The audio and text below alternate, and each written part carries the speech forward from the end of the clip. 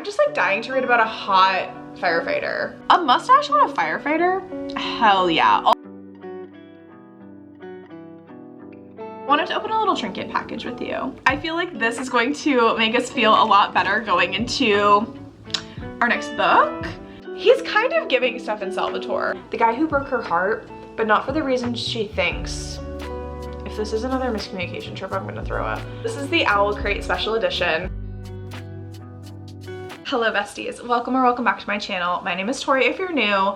This vlog was intended to be reading cowboy romance slash like cowboy romance adjacent, meaning like grumpy, rough and rugged men reading vlog.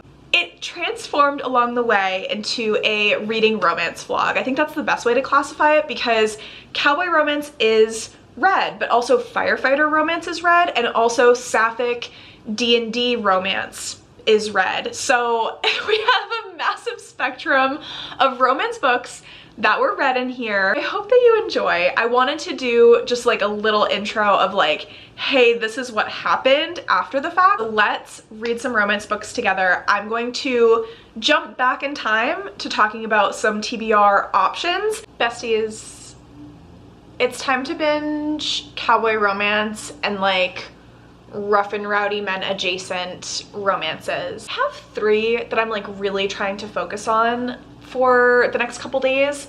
They're also really short and I hope that they're just gonna be like super fun and fast. The first one is The Frontrunner by Elsie Silver. I need to continue with the Gold Rush Ranch series. I only have this one and one more book left, so it's time to pay Elsie Silver a little bit more attention. Next up is the first book in the Sky Ridge Hot Shots series. The first one is Fight, and this is by Sloane St. James. This is what the cover looks like.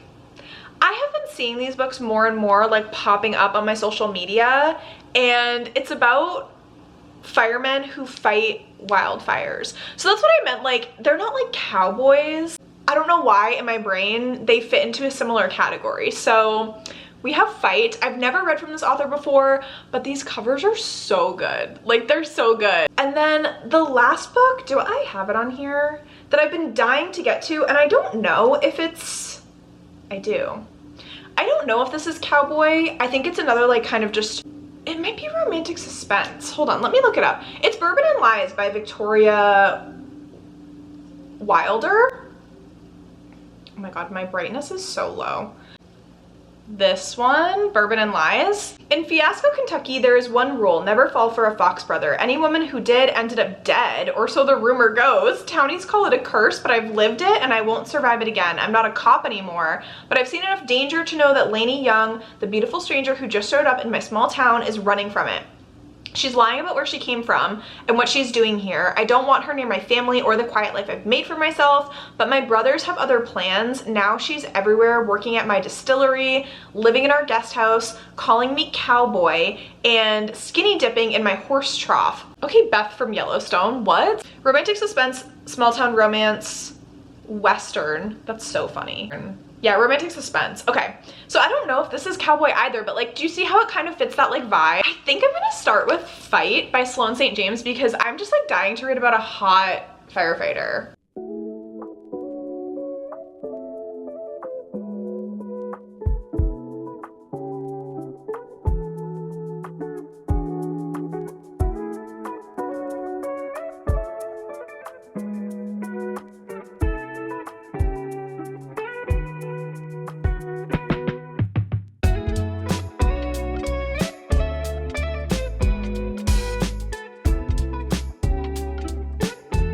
My brain has not wanted to do anything today. I have been scrolling on TikTok, so I'm starting to like refuse it. And I joined sprints to hopefully help me focus so that we can read more of this book. I'm on chapter 3, and this is the book Fight that I didn't really tell you anything about, so I'm gonna tell you a little bit about it.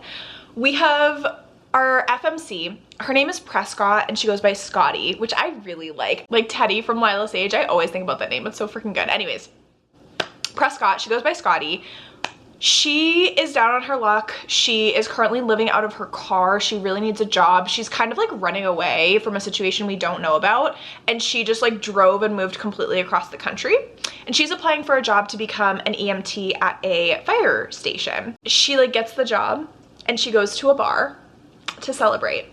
And then that's all we really know about her. Oh, and she's redhead with freckles. So freaking cute. With like dark blue eyes, okay? So cutie. I love a redheaded FMC. I don't know what it is. I'm obsessed. Maybe my obsession with Chapel is coming out because I love a redheaded FMC.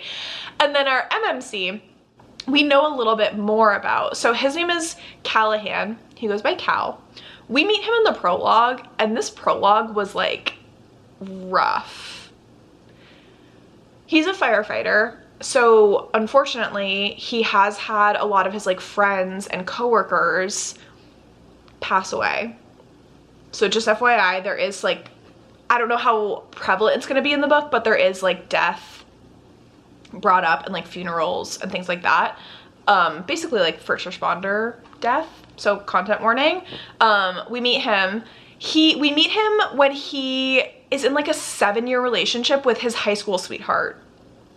And the way that he's like talking about that whole situation, it kind of gives you the ick. And I was like, wait, what is going on here? Like, why would this be a thing? And then they have a really intense breakup. And then chapter 1 starts 5 years later. So having that background is important because I will say Cal is kind of a like playboy type character. He's a hot firefighter who, after that like 7-year-long relationship that ended really, really badly, he is just in this phase where he doesn't want connections, he wants no strings, he just wants to hook up. He's a seasonal worker as well. He's part like seasonal firefighter, wildfire firefighter. I feel like I've said fire 18 million times at this point. And then in the off season, in the winter, he's a ski instructor. So you know that type, like they move around. They're just like looking to hook up with people. Nothing serious because they're not in one place for like a significant amount of time, blah, blah, blah. He's kind of like, ew, what are you talking about? What do you mean this is our MMC? Chapter 2, they're at a bar. They don't know that they're gonna be coworkers and they meet. And it's really interesting to watch how Cal like watches the situation. He's like not gonna go up to her, and then he ends up like going up to her, and their first initial conversation, like their banter was really good. You can see that he is used to doing this. Like he's used to going up to girls in a bar and like trying to take them home. You know what I mean? I'm very excited to see what happens when they find out that they're coworkers. I felt like doing a vlog update at this point in time will give a good setup for the book when I didn't read you the summary, and it will help me like get excited to read more and like focus my brain, because I am excited to read more. Go team. Hello besties. We ended up actually locking in yesterday quite a bit into Fight. We are at 60%, 59% to be exact. We're on chapter 34. Okay. This book has like a major miscommunication trope. It's pretty big, however, it's not bothering me in this one, which is very surprising. Sorry, I will hold up the cover. I think it's done in an understandable way. I'm trying to think if there's ever been another miscommunication trope that I've been like okay with. This might be the first one, to be honest, but it makes sense for the characters, and it's over something silly, but at the same time, I'm kind of realizing like people in real life have miscommunication tropes all the time. People just perceive what they want into either a conversation, like they hear what they want to hear. In this case, Cal heard something about Scotty that like, I don't want to call it trauma. It related to like past relationships for him, and so he was pretty quick to jump to conclusions because he like expects that from women now because of what happened to him. So because of that, I think that it tied in what happened in the prologue pretty well. I'm a little bit undecided about Cal as a love interest.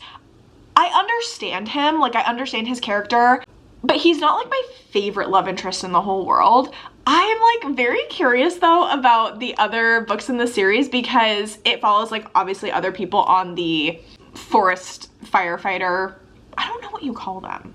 Like forestry firefighting, I guess is the best name for it. It follows other people on his like squad, the firefighting squad. But the covers are so good. And last night, because my curiosity won out, I had to look at some Goodreads reviews of this, and so many people gave this first book a low rating and said that it was a cover read because these covers are so good. Like honestly, they're really, really good. The one bed trope in this is not what I was expecting for a one bed trope either. Like something happens in this that's so, I couldn't have even predicted that it was gonna happen. This isn't like anything else I've ever read. Officially my lunch break. We have half a cup of tea left. Let's go read some pages. I would go lay in bed, but JMO's having an allergic reaction today. Poor little baby. I've given him his medicine, but he's still really itchy bumpy. So I'm gonna lay in the living room so I can be with him.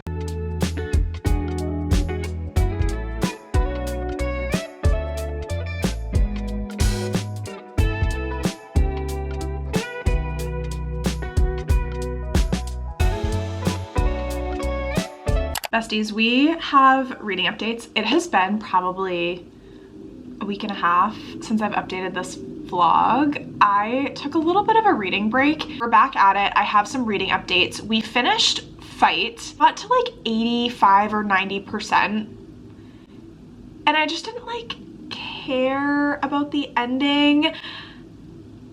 I'm curious to continue that series though, because notoriously first books in contemporary romance series don't work for me. I always feel like they're kind of the weakest, and then it gets better and better as the author like gets their stride and learns the characters, learns how they want to write that series and like world and town and friendships and stuff like that. I ended up giving that book, I think, a 3-star. It has a miscommunication trope, and the miscommunication trope is the main conflict of the story, which is never, ever, ever my favorite. However, I would say of the miscommunication tropes that I read, that one annoyed me the least. I think it made a lot of sense, and I really enjoyed the way that they ended up coming back together and getting over that miscommunication trope. Their forced proximity trope was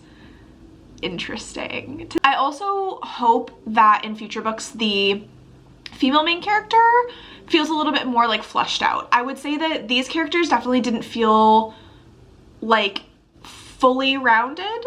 They felt a little bit two-dimensional. 3 stars, not the best start to the vlog, however, but I would like to get to Frontrunner by Elsie Silver. I feel like we need a big win because like none of the books that I've read this month have been 10 out of 10 amazing, blow my stinking mind, and I feel like the Frontrunner might help me with that. And it goes along the lines of like rough cowboy, rugged men. So we're gonna give this a try. My brain is still adjusting to like getting back into reading after taking that little bit of a break, especially eyeball reading. Like I have not eyeball read at all in a very long time. I wanted to open a little trinket package with you. I feel like this is going to make us feel a lot better going into our next book. I got on Instagram with these trinkets, and they're so freaking cute, and we're gonna do the thing where we say like the one that we want and the one that we least want, and we're gonna see how it goes.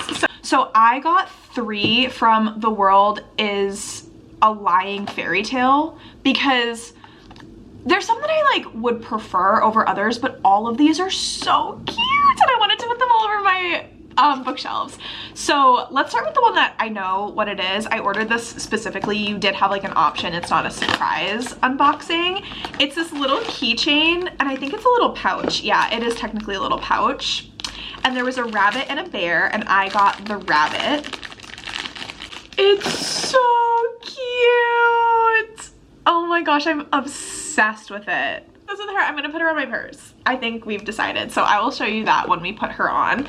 And then we have these. So these are like it's like a Labubu unboxing. It's like you don't know which one you're gonna get. Let's look at the options together. So these are called Little Anmus. Like I said, the world is a lying fairy tale is the thingamabob. Oh my god, even that one is so freaking cute. So these are the options for all of them. To be honest, they're all so freaking cute, but I really would love the pumpkin, the apple, the ice cream, the goose. Oh my gosh, the goose is like my #1. If we got that, I would absolutely lose my freaking mind. We have 3 because I was like, I need all of the cuteness on my shelves. They're so freaking cute. Okay, so we're gonna open our first one. This is so exciting. This is a new addiction. Like for sure, it's gonna be a new addiction. Cute. Cute! Okay, this isn't, wait, the eyes are crazy. And what is this? What they stand on? Yeah. Okay, this isn't one of the ones that we like really wanted, but it's a little bunny and oh my gosh, it's so cute. Okay, we're not mad. We're not mad at all. Let me figure out how to make this stand up. Oh, she's so precious. Okay. Perfection. #2, please goose. Like we need the goose girl. Like I need air in my lungs. It's so on brand for us. Like, please. Oh my god, stop. She's so cute. Oh my gosh, our little time girly pop. She's so adorable. This one's called The Lost Clock. Oh, what was our other one called? Oh my god, stop. I'm obsessed with them. The bunny is called Bad Bunny. Goose, goose, goose, goose, goose. Please goose, please goose. Oh no, we got a duplicate. Okay, looks like I'm gonna have to trade. Looks like I'm gonna have to tradey poo with someone. That's adorable, but that's so annoying. Okay, at least we got 2 new little cuties. We're gonna go put them on our bookshelves. Hi besties. We have started her. We are not very far in. I'm only 42 pages in because I started it kind of late last night just to get into the book. I feel like lately starting a new book seems very intimidating, but like once I'm actually in it, I don't know why, like I feel more like ready to pick it up. I'm hoping to read a bit more. This reads very fast because you just like fall right into it, and it's the 3rd book in the Gold Rush Ranch series, so I'm like familiar with a lot of the supporting characters. I'm familiar with Mira, who's our main character in this one. Mira Thorne is the veterinarian, like on-site veterinarian for Gold Rush Ranch. She mainly works with horses, but I think like livestock in general she has experience with. And her love interest is Stefan Dalka, who's kind of been painted as the enemy in the first 2 books because he owns a competing horse ranch. I don't know if that's what you call it, but we're gonna go with it. Horse stable, whatever. And he races horses against Gold Rush Ranch. And he's just like not the most savory character. In the other books, he has employed jockeys that are not great people, and he wants to win. Like he just wants to win against Gold Rush Ranch. So a lot of our other characters from the other books really don't like Stefan. Every time I say Stefan, I just think of Vampire Diaries. Like all I'm picturing is Stefan Salvatore when I picture him, except he has like light brown / blondie hair and dark eyes. Actually, he's kind of giving Stefan Salvatore. Him and Mira have a little bit like better chemistry because she thinks that there's more to him than what he's leading on, and this villainous persona that he's embodying she thinks is kind of covering up for something, or it's his like defense mechanism sort of. They have this running joke where he constantly is asking to take her out on a date and she's like, no, I don't want you to fall in love with me, blah blah. Well, something comes up where he has negotiated to take her on 3 dates and she is following through with it because of their little deal that they have going on. And so they are going to spend more time together. What I really love about this series as a whole, I would say, but this book in particular, if you actually like horses, if you're a horse girl at heart, this book in particular has a lot to do with horses. Especially in the beginning. I'm assuming that as we go through the book, there might not be as much. But I think in the Gold Rush Ranch series, there's a much more of a focus on like the animal.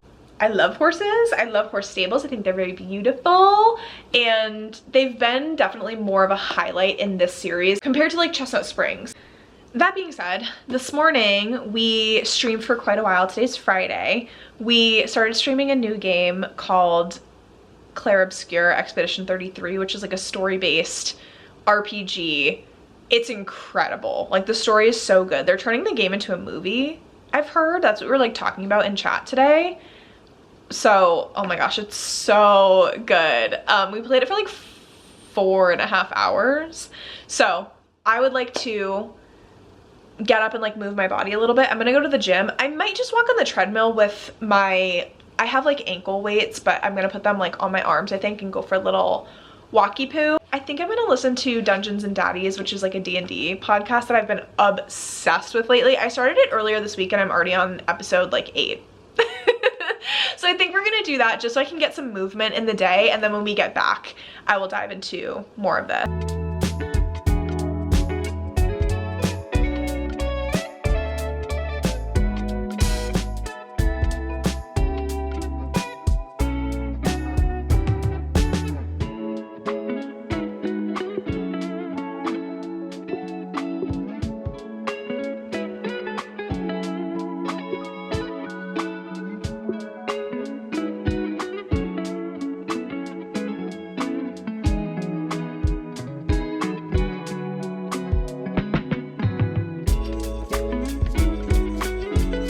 Hi besties, I wanted to do an update while the sun was still out because we listened to a bunch of The Frontrunner today. I ended up getting the audiobook for this on Audible because I had some credits to use and I wasn't sure what I was going to use them on. We are more than halfway through at this point. I'm on chapter 21. For some reason, I thought this book was closer to like 400 pages. I'm having a good time with it. I feel like this was a really good sort of palette cleanser book, and Elsie Silver I know is going to be like a solid author. After having Fight be very like so-so, I definitely needed this because it's just like a good romance, you know what I mean? I really like Mira. Stefan isn't my favorite. The more that we get to know about him, I do like him, but like of all of Elsie Silver's couples, like they're just definitely not my favorite. I feel like I really shot myself in the foot by reading the Chestnut Springs series first because that is just like my top tier with her. I have really enjoyed the Gold Rush Ranch series, but I just feel like Chestnut Springs is it for me. Like those couples I'm obsessed with. I think with Mira and Stefan, I don't want to say that these characters don't have depth because they do. They have a good backstory. Like Elsie Silver does write good solid characters. Probably like a 3.5 star for me instead of like a 4 or a 5 star. The spice is so good. I just got to like the spicy parts. I like that I liked the build up. I really appreciated the build up between these two. I just feel like it didn't take them a lot to get there. You know what I mean? Like there's some couples that she's written where it's taken them a long time to like get to know each other and break down each other's walls and stuff like that. Like these two were ready to fall in love with each other. The attraction was there and they were like, yeah. I only have less than 2 hours left in the audiobook. I don't know. Yeah, 1 hour and 43 minutes. I've been listening to it on 2 times speed. I'm not trying to be like a speed racer or anything through this. I'm just like casually listening to it. It's just that work has been really worky today and I had a lot of like boring, tedious stuff to do at work, like just like data entry pretty much. So it was like really nice to just listen to this and completely lock in. We can probably finish it tomorrow. And then I'm really trying to, for the life of me, remember what was the 3rd book we said we were gonna read in this vlog. I feel like at the beginning of this vlog I said 3 books and now I have no idea. So I'm gonna have to go watch that clip. If not, we'll just pick something random. But I'm also thinking about the next book in the like Fight series that we read. Sky Ridge Hot Shots, that's the one. The next book is called Protect. What? These are written by different authors. Am I bald? I literally thought I was tripping out for a second. It is 400 pages, which kind of scares me a little bit, but this one is about Rowan Kingsley. This was a character, he is another like wildfire firefighter. He was introduced in the first book, and he's like best friends with Cal, and they're like brothers. Like, that's how they describe their relationship. So Rowan Kingsley: imagine coming into the town pub with my crew, dirty and exhausted, only to walk right into my biggest regret, the twin sister of my lost best friend and the one who got away. I haven't seen Violet Taylor in years, but I haven't forgot her either. I used to be Rowan to her, now I'm just King, the guy who broke her heart, but not for the reasons she thinks. If this is another miscommunication trip, I'm gonna throw up. Violet is back in town for good. She's a single mom and a nurse in the burn unit I accidentally wind up in. Can you call that fate? Maybe. Maybe if she wasn't doing her best to stay far away from anyone who reminded her of her past, especially a career hotshot like me. But I know something she doesn't. Life rarely offers second chances. So if this is my chance to finally make things right, I'm taking it. Okay, so it's a second chance romance. Someone in their review, please tell me. Second chance romance, brother's best friend. Ugh, it's another miscommunication trope. The third book is brother's best friend slash boss, single widowed mom, age gap, love after loss, neighbors slash close proximity. Yo, maybe this series isn't for me. Why is it a miscommunication trope series? I don't think that the third book is miscommunication. At least it doesn't say that really in the description. So maybe we just jump to book 3.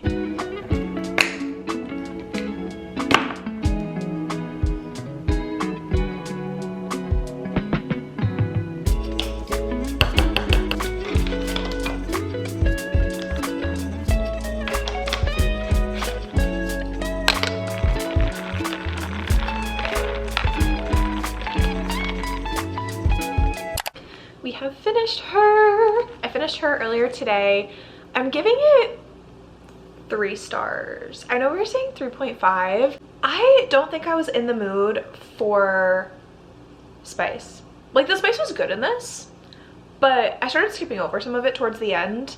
I really enjoyed the third act breakup in this. Like, this was actually one of the better third act breakups I think that I've encountered, because it wasn't one of those breakups where you're like, okay, you're just like mad for 5 seconds. Like, why did we have to do a whole like third act breakup?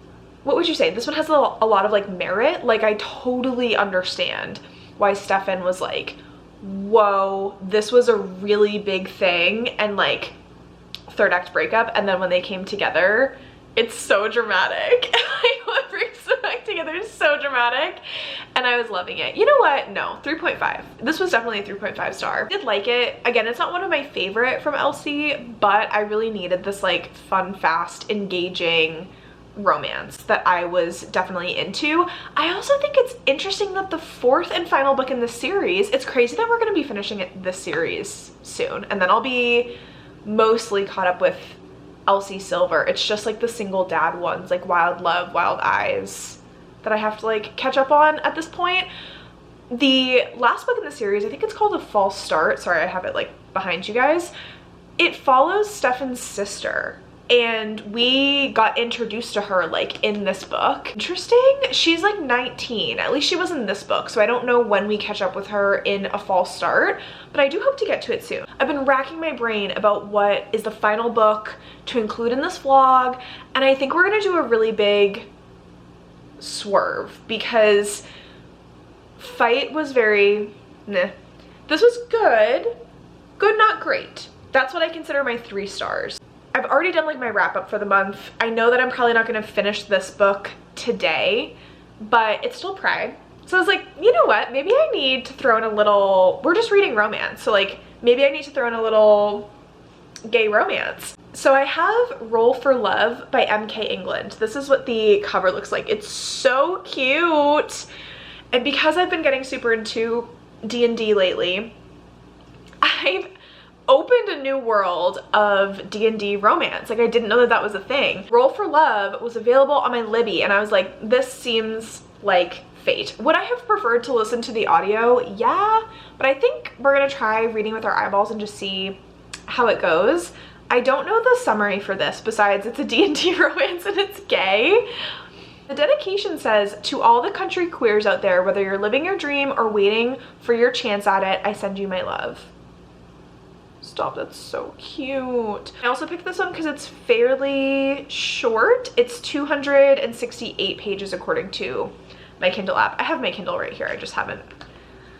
I didn't want to pick it up. I wanted to show you guys the full color cover because it's very cute. Ooh, it's a second chance sapphic romance. It is YA, about a teen returning to her grandfather's farm and how joining her childhood best friend's Dungeons and Dragon game gives her the confidence to follow her dreams and get a second chance at love with her first crush. I feel like that's all I need to know. One of the reviews says, "We love you, sapphic nerds." I'm obsessed with this.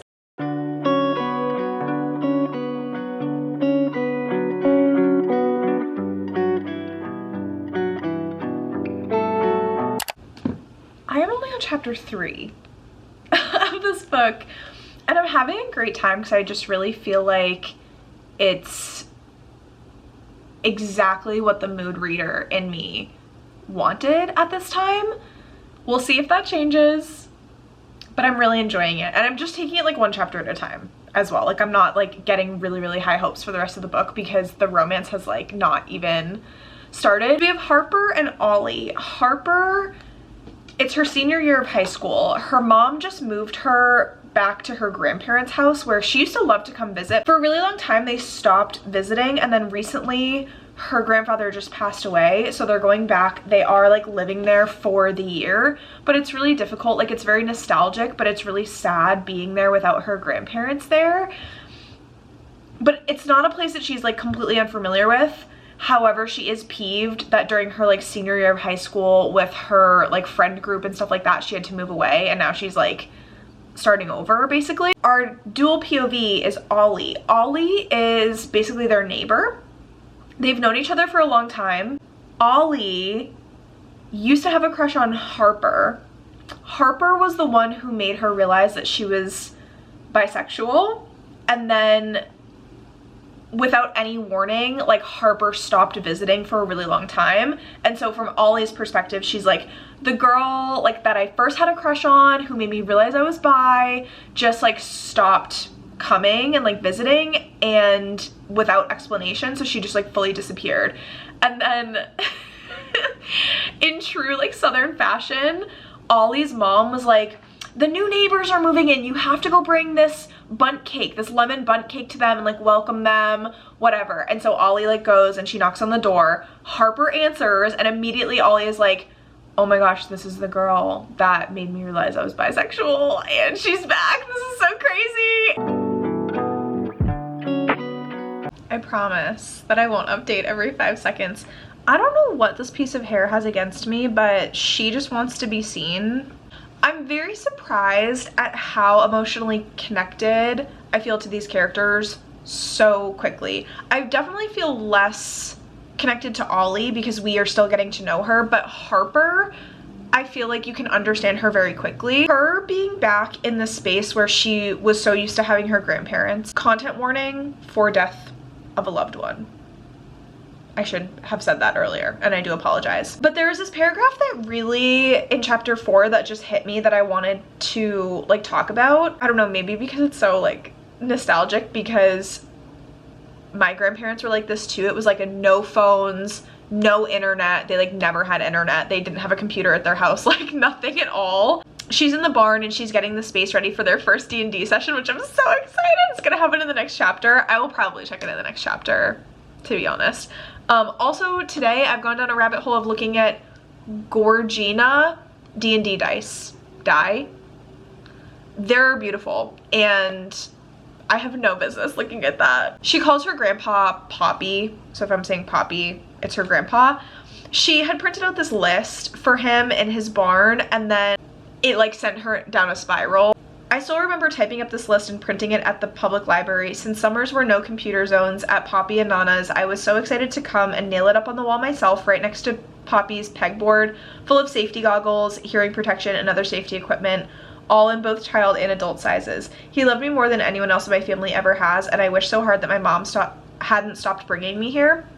We spent so much time together over those summers. As far back as I can remember, I spent most of my time out here in this barn right by his side, either acting as shop assistant or reading fantasy novels under his workbench, and then eventually building things on my own. The what could have been hangs so thick in the air I can't breathe. I really like how this author is presenting this moment to us as the reader. I feel like everything is so genuine, and I'm a little surprised because in books like this, especially like a YA, I expect it to be very heavy on the corniness and not for things to be subtle. Like, especially in YA, I expect everything to be like emotions to 100%. This writing style is doing a good job of having that like subtlety and having those layers, and the way that it's presented through, I don't want to say descriptive writing. I guess it is descriptive writing. It's not like overly descriptive, but it really like sets the scene and allows you to picture the character in this space and then how that space is like impacting them. I don't know if I'm making any sense. Anyways, I'm gonna keep reading. Besties, it's a very exciting morning. I have a very exciting package to open up with y'all. A special edition of my favorite book of the year, and I could not be more excited. I don't have an update yet for you about Roll for Love. I'm like 37% of the way in, but I want to do another check-in around like 50 or 60% because I checked in so much at like the beginning of the book. And then I'm hoping to finish it today because it's really not a long book. It's less than 300 pages, so let's open this together. The case that it comes in is insane. Okay. Bury my bones in the midnight soil, plant them shallow and water them deep, and in my place will grow a feral rose, soft red petals hiding sharp white teeth, is on the back. We are the roses that grew in the midnight soil. Our thorns are sharp enough to prick. We are watered by life, and with its bounty our roots grow deep, our blooms unmarred by age. In fact, for us, time fortifies, renders us more noble. We are no monster, no mean thing. We are nature's finest flower. Okay, quotes from the book. Let me do the red foiling is insane. The artwork,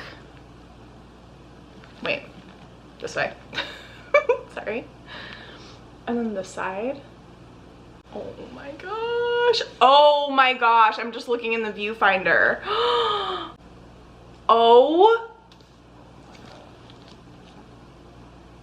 Oh my gosh. I think this is easily the most beautiful book that I own. Incredible. This is the Owl Crate Special Edition. Oh my gosh. Every element of this just gets better and better. Oh my god. Oh my god. Oh my god. Okay, the reason I wanted to get this one because the artwork is insane. Like, so good. They're normal. They're bloody. Cow. V.E. Schwab is such a freaking queen. This is incredible. I had not seen this. Live long enough and things begin to rot. I'm sorry, we're having like a full 10-minute reveal of this book because it's insane. Promise that you will never hurt me. I did not see all of this. Oh my god, the like foiling is insane. I'm freaking out. I really want to reread my like normal version of this book and annotate it because the first time I read it was an ARC on my Kindle and like I was freaking out, but I knew that I wanted to like fully annotate that book, and obviously I would never annotate this. This is my precious baby. I'm gonna keep her forever. Even if I just had this facing out on one of my shelves, but also the spine on this is pretty. I think I'm gonna face one of these out. I have big decisions to go make. I will check in with you when I read more of Roll for Love. We are cracking this open.